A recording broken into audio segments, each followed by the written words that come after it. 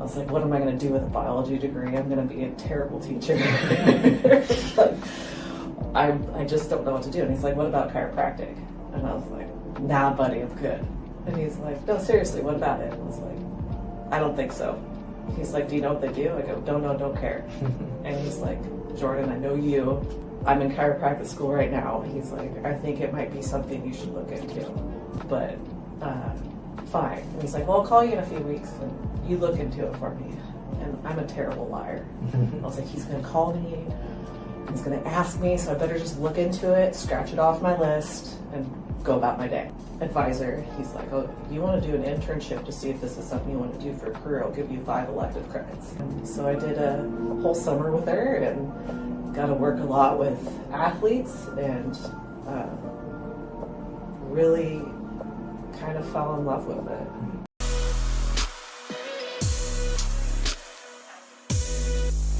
Hafa Guam and beyond. This is Dr. Luan Nguyen, the longevity doc. So I'm here with Dr. Jordan Graeme. She is a chiropractor here in Oregon. So she graduated from the University of Western Sciences in 2011 as a doctor of chiropractic. She also had a master's in human nutrition in 2014 from the same university. And she went on to get a doctorate in clinical nutrition at the Maryland University of Integrative Health in 2017. She also followed that up with a fellowship at the Academy of Integrative Health and Medicine at 2019, which is the same fellowship I'm in right now, and I'm set to graduate in October, hopefully soon. And she's also had numerous certifications in ART, active release therapy, as well as McKenzie, and among many other things. And she's also been named the 2017 Alumna of the Year from the same University of Western States University. She's gone on to be an owner of a chiropractic clinic in Spokane, Washington, and she's currently at the Oregon Health and Science University right here in Portland, and I'm doing some clinical rotations or clinical immersions here and learning a great deal here. So it's a really nice facility, nice building. Everyone's just really friendly. I'm learning some pretty cool things here, but I think it's pretty safe to say learning is your passion. You're almost like you have a double doctorate, which is amazing. And is there anything else I'm leaving out? I start MBA program with health administration emphasis in September. But I've just kind of let my career flow, per se, like kind of, goals. I'm always very goal oriented. Yeah. And so I kind of fell into the career as a chiropractor, and then from there I've just kind of let it evolve on how it evolves. And as being here at OHSU, I've really found a passion for teaching, and I love having the med students, and I love having chiropractic students and residents, and something I never thought I would ever be passionate about. And so that's why I'm gonna get my MBA, so hopefully I can maybe do some more of that here in OHSU, or maybe the University of Western States, or another chiropractic college, or who knows where that will lead me. Right. But and that's an interesting move. Actually, I've kind of thought about a little bit of more of that administration. Even I was kind of looking into, I guess, certifications or a little bit more advanced knowledge in a CMO, or that, MBA is kind of a long degree, so maybe certifications as a chief medical officer or something in that, because I think we are in that clinical world and we put our nose into that, but we don't quite understand a lot of the billing or how administration works. And sometimes I think if you want to make change in the health in the health sector, in the health care system, sometimes you have to understand the back end and to be able to make that change and improve for patients, right? And vice versa too. A lot of administrators don't have that clinical background, and they try to make changes to help with the clinic, where from a clinical standpoint doesn't make sense. So it's nice to have both that administrative background and that clinical experience to help push it in the right direction. That's both beneficial for the big picture, and it has to make money and be self-sustaining, but also help patients and help providers do the best that they can in Yeah. that area as well. Yeah, so that's commending. And let me know how it goes. And I don't know, we'll see. Because I'm graduating in October. I don't know if I want to jump into studying right away again. I might want to maybe just really I've put it off for quite a while because I always seek out people that are successful to pick their brain. And I love our clinical director here, and she just finished an MBA program, and I was like, all right, I've put this off for quite a few years. Like, would it be beneficial for me to do this? Like, has it helped you? And she's like, yeah, I highly recommend you doing one, especially if you want to expand on what you want to do here at OHSU.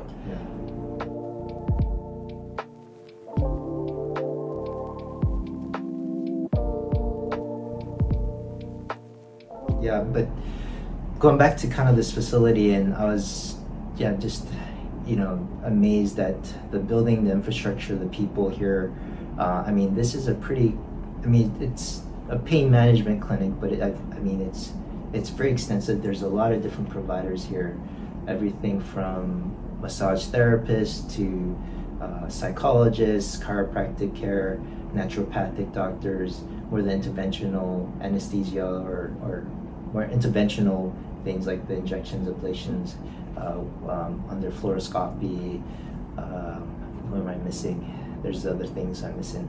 Who am I missing? We have Rolfers, acupuncturists, right, chiropractors, yes, pain psychologists, yeah. we got the pain management medical providers. We do have a handful of PAs and nurse practitioners that do a lot of clinical work as well. So when I started, I was the first integrative medicine provider or alternative medicine provider in our clinic, and so it was 3 pain docs, 3 pain psychologists, myself, and a nurse practitioner. And so we've really grown since then, and I'll be here 10 years in February, so it's been fun to see how it's grown and been accepted.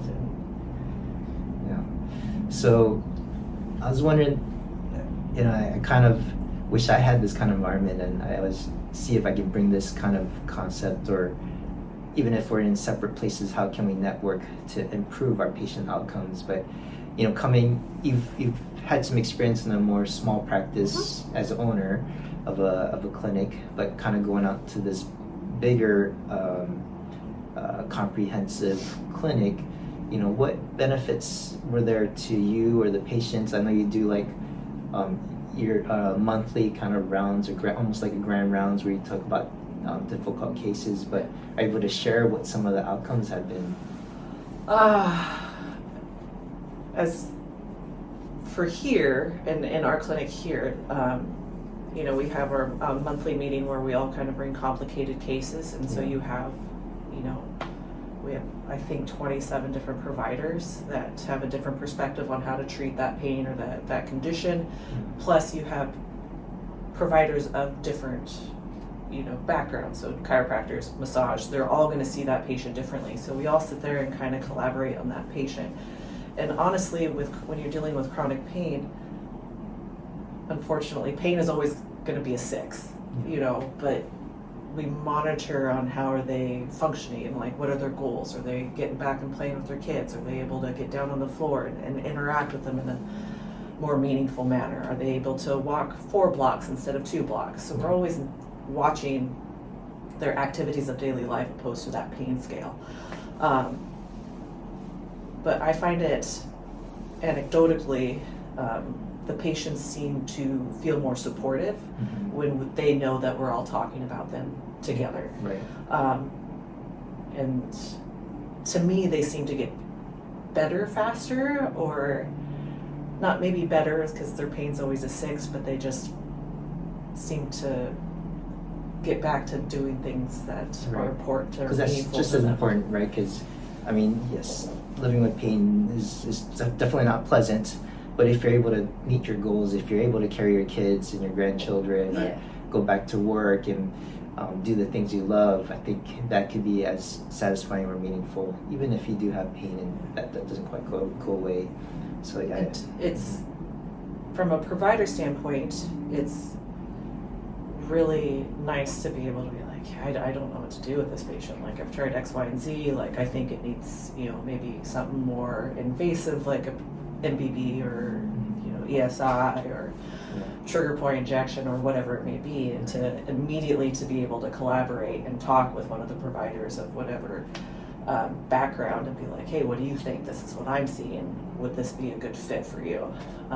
And to be able to have that streamline of patient care, opposed to having, like, in private practice when you make the referral and the referral sits there and then it's just a long process and you don't ever get to talk to that other provider.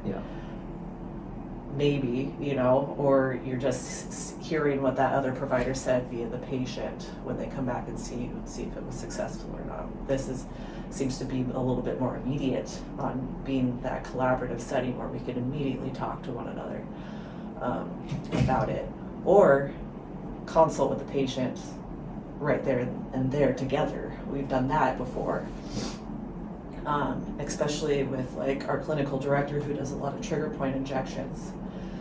We're just like, hey, we have this really deep QL, and we'll tag team essentially, and like, there's been times where our other chiropractor has been like, okay, he'll palpate the trigger point and be like, this is where it's really painful, and she'll inject it. So we've had some of those. Oh, cool. And just the support of the interprofessional collaboration, because sometimes a patient, they hear from one of the pain docs like, oh, pain psychology is recommended, and to them all they hear is like, oh, you just think I'm crazy, pain's in my head. Or when I'm like, I can support that, like, yeah, I really think this would be beneficial for you for X, Y, and Z, even though the pain provider said the exact same thing. It's coming from a more, I guess, holistic background where they're like, oh, okay, maybe it would be beneficial, and I could support their treatment plans as well as vice versa. So it feels more supportive for a professional as well, and for patient care, which I think benefits both parties. So, I coming here, I thought, I learned some pretty cool things. Like, I learned some technique on the Botox injection points for the migraines, so I feel a little more confident. Maybe that's something I'll look into myself, because I do have a few migraine patients, and it's quite effective. Just super expensive, and I gotta figure out how to get the insurance to pay for that. But I learned some new trigger point techniques, just kind of the mechanics and how chiropractic, just kind of seeing it firsthand, not just on myself, but how you evaluate a patient and which exercises versus which manipulations might be the best approach. So I learned a lot, but actually this was an actual real self-reflection point for me, because sometimes when you're practicing out, you're part of a practice, but you're in the own room with the patient, you're kind of in a bubble, and you don't really look at yourself. But I did have a self-reflection moment where I think I realized I'm sometimes in and out with the patients, kind of, here's your labs, get business done, this is the plan. But what I noticed here was, you think for an interventional place, everything's protocol and just get the stuff done, right? But everyone's been very, like, I feel like they know their patients more than I do sometimes, and you probably don't even have that as much visits, or some of the interventionists don't.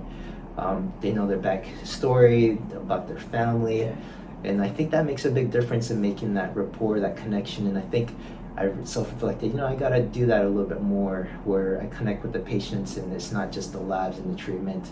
So that's a big self-reflection point for me, and I think I gotta improve that on myself. And I think that's one of the more valuable things I actually got out of this rotation here. So I'm really happy about that. And but hopefully, I can come back and also bring this concept of integration with and having that network with all the different providers. So I'm really thankful for that. But going back to you and how you grew up in a small rural town, right? I'm a native Oregonian. I was, my parents were very young when they had me, and I grew up in Central Oregon. It's bigger now, but was, I think, around 6 or 7, maybe less than that, 1,000 people when I grew up there. Oh, wow. Okay. I remember when the first stoplight came in. I was really excited. Mom, we got a stoplight. And then I went to high school in Clicktown, Washington, which is a population of 400 people. Wow. Okay.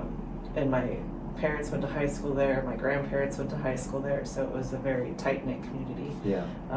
Everybody knows everybody. Yeah. So did you have any exposure to chiropractic care when you're growing up, and how did you get influenced to get into the chiropractic field? That's a funny story.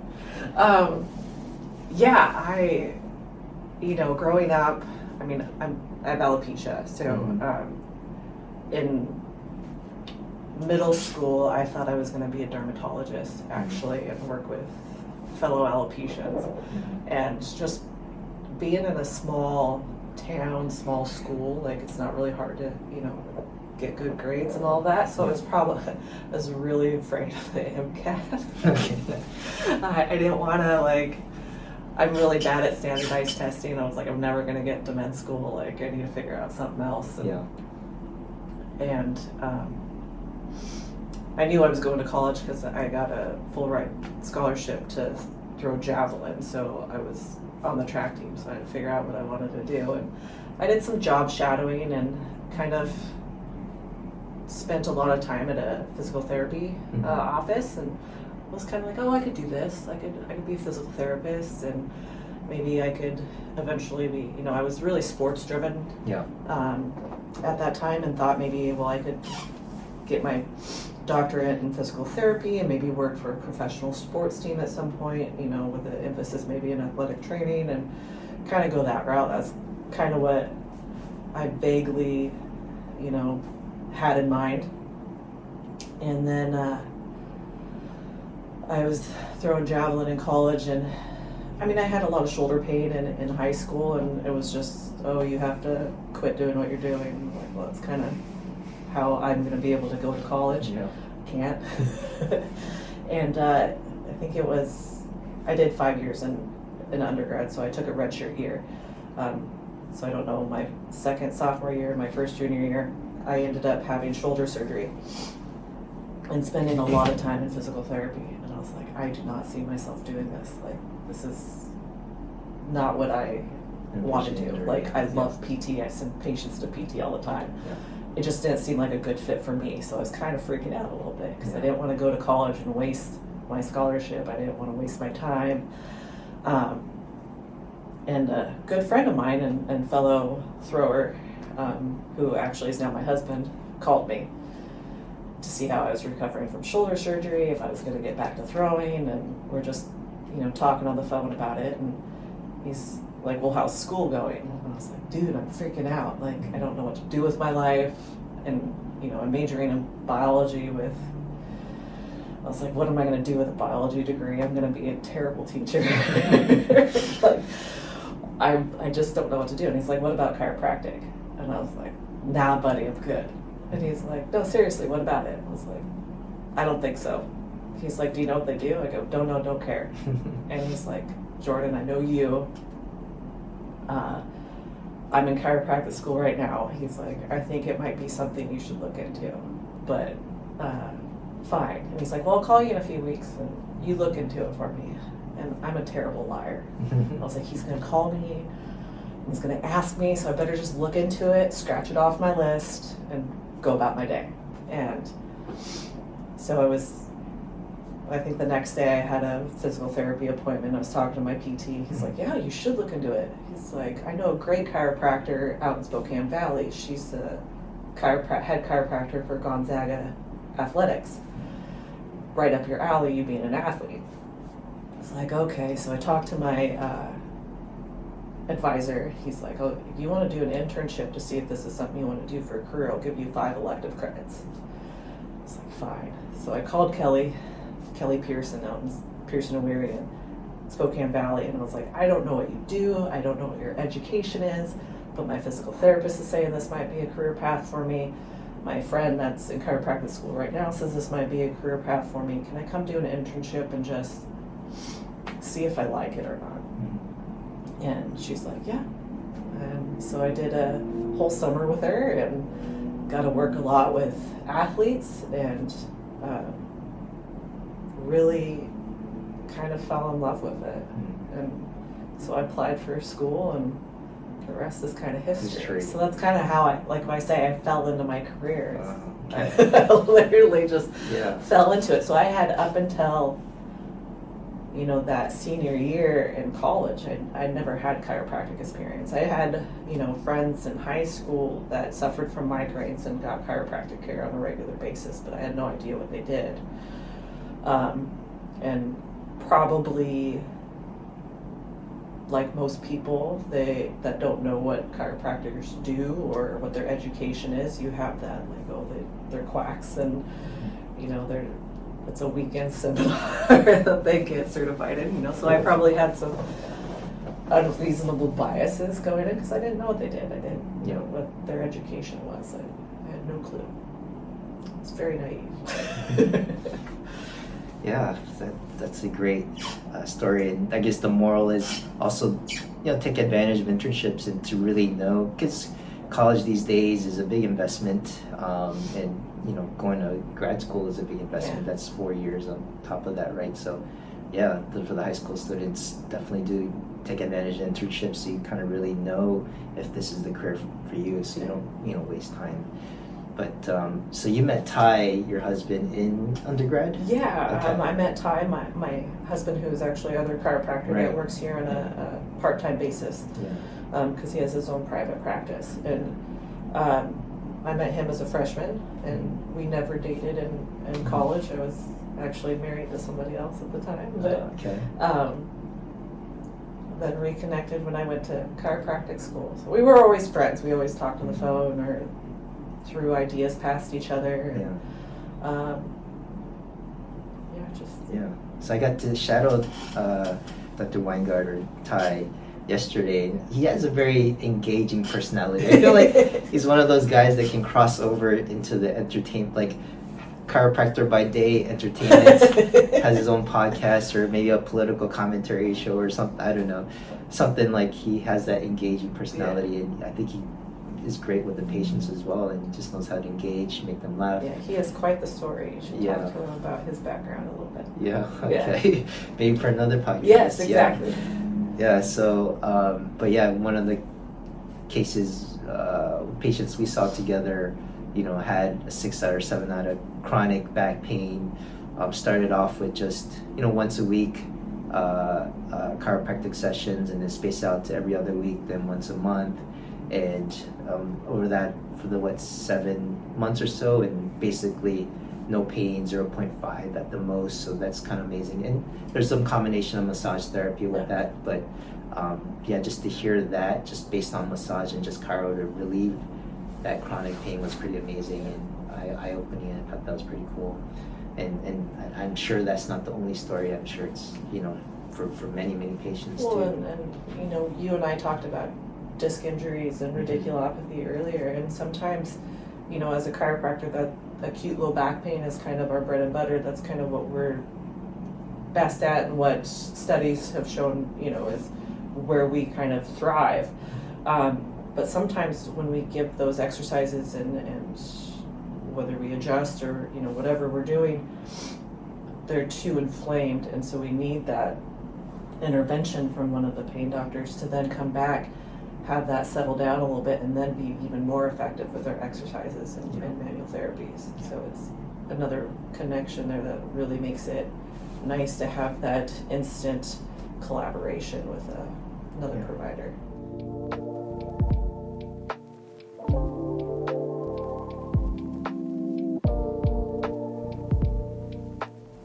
So I'm a little jealous. I wish I had that kind of support sometimes, but we'll see how we can make that happen in Guam. So, you've gone out to get a double doctorate in nutrition, right?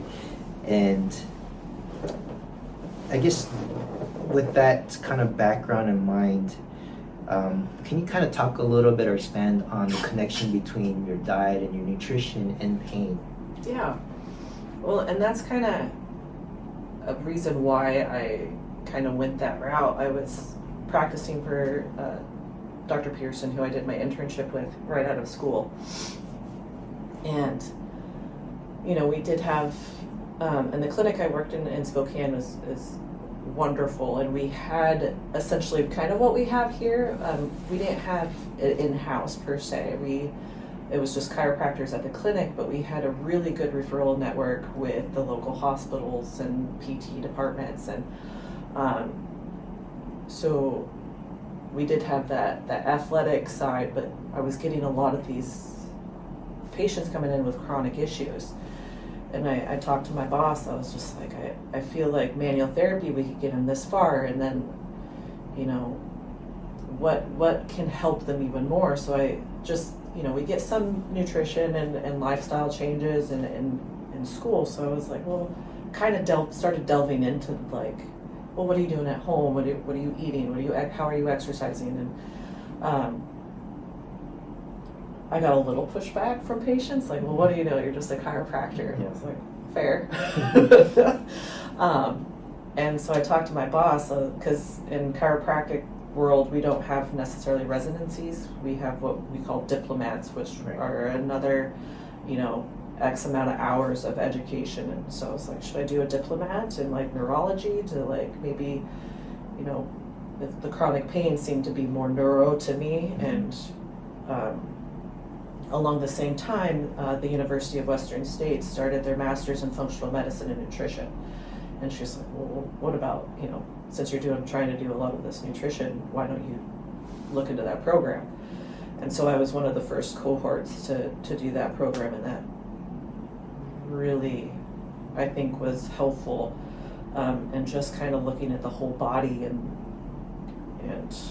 what interacts with all the different systems that interact and how nutrition can play a role there. So when I talk nutrition with patients, it's more of just controlling a systemic inflammatory process, and so I take more of that route. I have a great friend that works more the hormone route, and she's fantastic. So any kind of women's health, like I said, in that way, is that can play a huge role too, nutritionally and managing hormones. But specifically, I like the gut. I like, working with the anti-inflammatory diet and managing pain that way. If we can't change their diet, is there something that, supplement-wise that we could add to support it? Like with inflammation, bromelin's great, turmeric's great. Boswellia and ashwagandha can have a whole calming effect. Right. Most people are vitamin D deficient, and magnesium, which you need magnesium to activate vitamin D. And, most people don't get enough omega-3s in their diet. And so and omega-3s can be very anti-inflammatory in nature too. Exactly. Not just for your cholesterol. Yeah, I think there's a couple studies that show they're just effective as NSAIDs in managing long-term inflammation.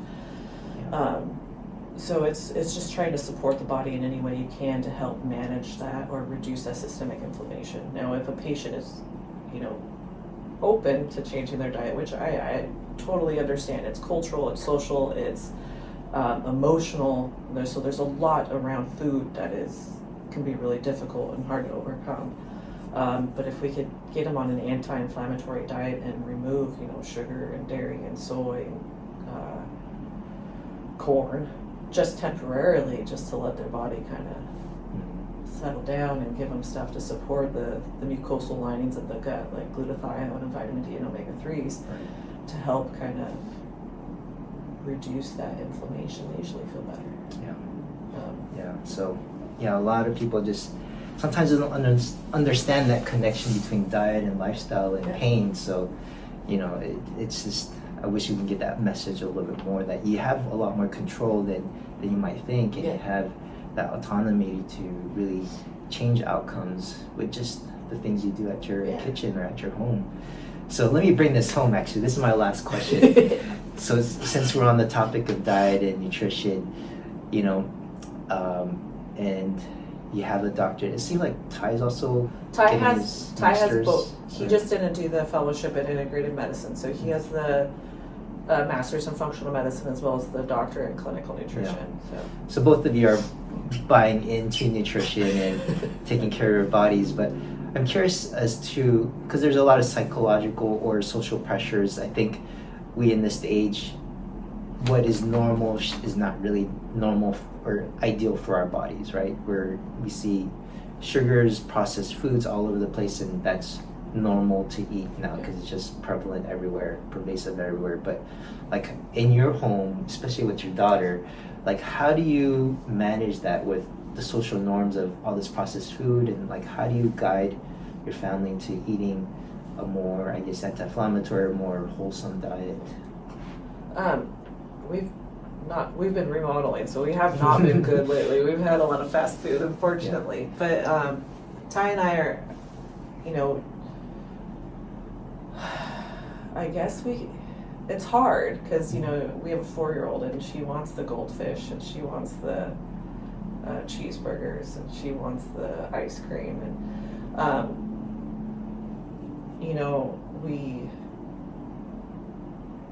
we're busy because we work here and then we work on a farm. So we have a garden, so we do have some freshly grown fruits, and we have lots of berry bushes around, so we do have a lot of that. And chicken, so we have a lot of fresh eggs. Yeah. I try to get my child involved in cooking. Like, hey, you want to help me with the bread? Let's make some bread. So we make it at home. Not all the time, but, try to. And we try to, I think the biggest thing that Ty and I try to do is just have a meal where we sit together and not let her sit in front of the TV and eat. Doesn't mean that we don't let her have a quick peanut butter and jelly sandwich or anything like that. We allow some things, and then we try to make sure she gets a lot of lean meats and good fats and protein. But it is hard. It's hard to balance, especially when you're on the go all the time. And unfortunately, that's a lot of what we have going on. It's a very fast-paced life now, I think, and so trying to manage that can be difficult. And that's one thing we do with our patients is how can we teach a person to prep their meals?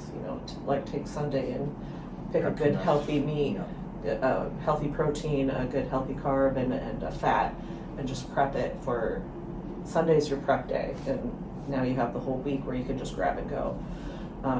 So we try to implement in that house. Thing that made things easier for us is some of those, like Blue Apron, for instance. Like you can have healthy meals just the produce just delivered to you, and right. So it's like here's a recipe and here's all the ingredients that you need for us. And that was really helpful for when we were really busy. Like I could just grab and it's right there, and I just cook it up, and I don't have to think about what am I going to cook tonight? What do I have? Do I need to go to the grocery store? So it was all kind of there. So sometimes we take advantage of those when we have a busy season. Right. So I think the key is, we all have busy seasons, or sometimes we get stuck with, if family members are sick and we have to in and out of hospitals, and kind of things shift, right? But just know that there are pathways where you can use meal prep services to kind of cover for you in those times, so you don't slide all the way. Exactly. Get in this habit of just going fast food every single day, right? And I think the one key that I'm going to take back is, especially with my children, is get them a little more involved in the cooking process, even taking them to the groceries, because I like going to the grocery store and buying all the different foods. But so getting them involved in that process from getting the grocery. Ideal would be I'm a little jealous to be able to get some crops and food from your gardens. And you can grow a garden anywhere. I'm not great at this. Is the second year I've had a garden, so I'm learning quite a bit. But I have some friends that, they live in an apartment complex, but they do kind of hydroponics, or not like everything is vertical. Okay. Yeah, so they do tomatoes and whatever they want. They just do it in a vertical manner. So I mean, there's ways to have fresh fruit and vegetables and herbs right there in a small apartment complex. So you just have to be creative. But if there's a will, there's a way to do that, right? So, but I think I'm gonna, ideally from farm to table, kind of start from there over the grocery store. But if you can't, from grocery store, have them involved in the cooking process, get invested in that process. And that's a life skill to have, right? If you're going to go to college and if you don't know how to cook, right? I had no idea how to cook. And I think I had a lot of Campbell's soup in college because it has a microwave. Yeah. So, but yeah, this is pretty much the end of. I want to keep going and going. Also, I wanted to podcast with Ty as well. Well, I'm sure it'll be interesting as well. But thank you so much for having me here. Thank you for having me. And you know, it's been a pleasure so far. This is my last day here. I'm gonna miss Portland. It's a beautiful city. They have a great view of the mountain view on this side and then the river view on the other side. So you guys have a great view and great staff. So it's been a positive experience here. So thank you so much. I'm glad you did. Thanks for coming. All right.